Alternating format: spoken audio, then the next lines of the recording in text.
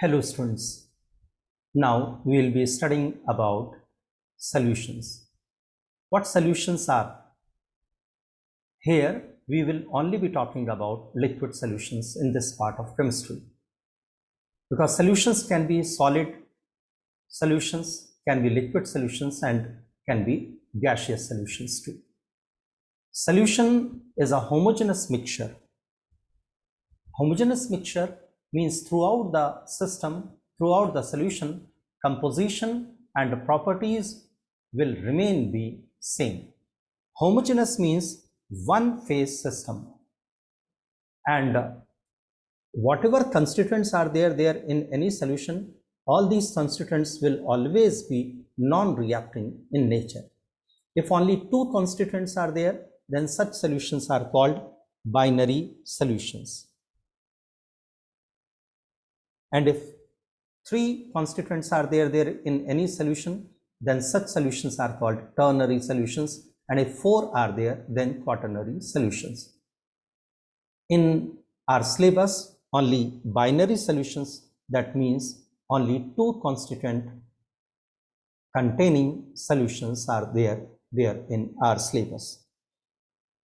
In our metabolic solutions, liquid solutions are very important constituents. In liquid solutions only, metabolic processes such as respiration, digestion, excretion, etc. will be possible. Solutions are made of two constituents. One, the major one, bigger part of the solution, that is called solvent or dispersion medium, and the minor or the smaller part of the solution is called solute or dispersed phase. So solution is comprised of solute and solvent. In old days, it was stated that solute will always be solid and solvent will always be liquid. But according to modern definition, solutes can be solid liquid gas, or solvent can also be solid liquid gas. If you'll see questions based on this solute,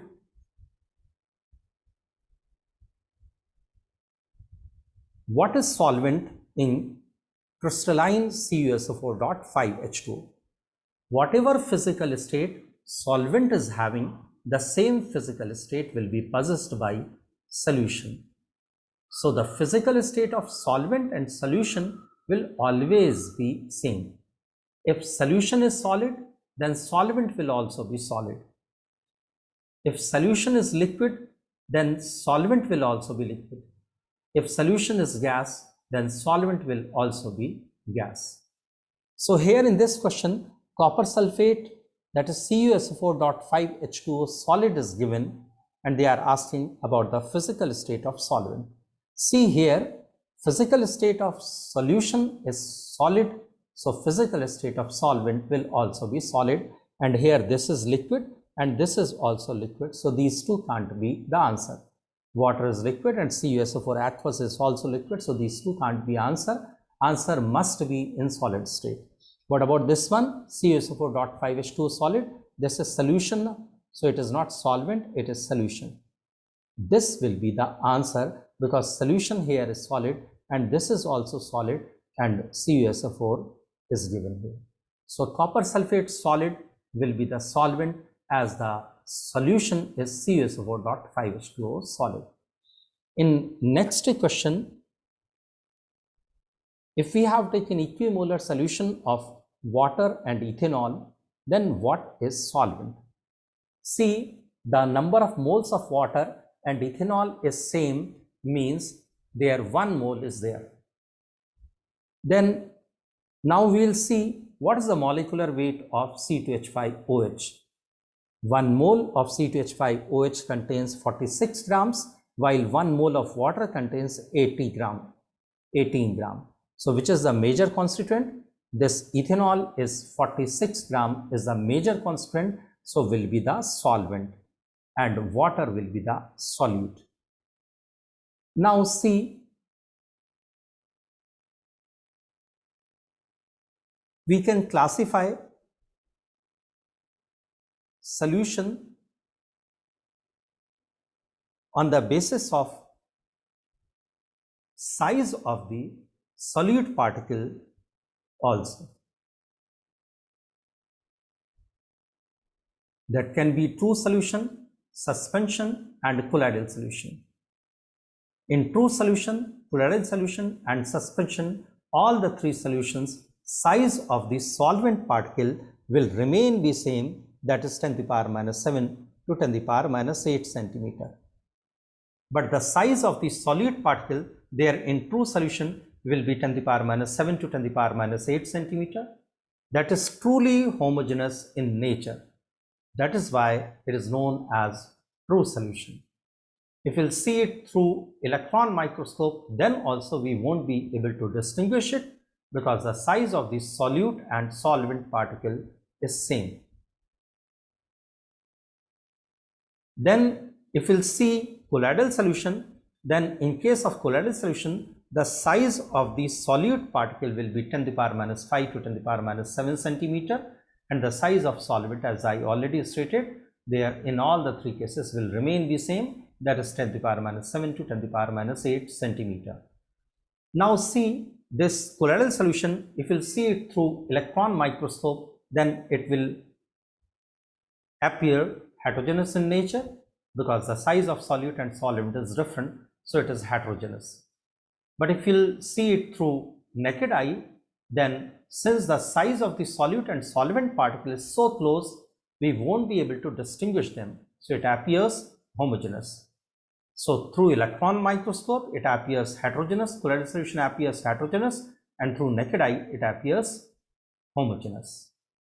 Now suspension is truly heterogeneous in nature.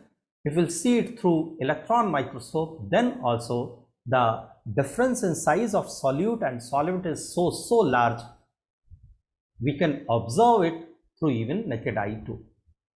The size of the solute particle there in suspension will be 10 to the power minus 3 to 10 to the power minus 4 centimeter, and the example of suspension is sand in water. Particles of sand are so big, after some time will be settling down, and that is why it is temporary. And if you see it through naked eye, then also it will be heterogeneous in nature, because the size of solute and solvent particle differ so much in their respective sizes. Now we can classify solutions into three classes on the basis of the solution of solute there in solvent.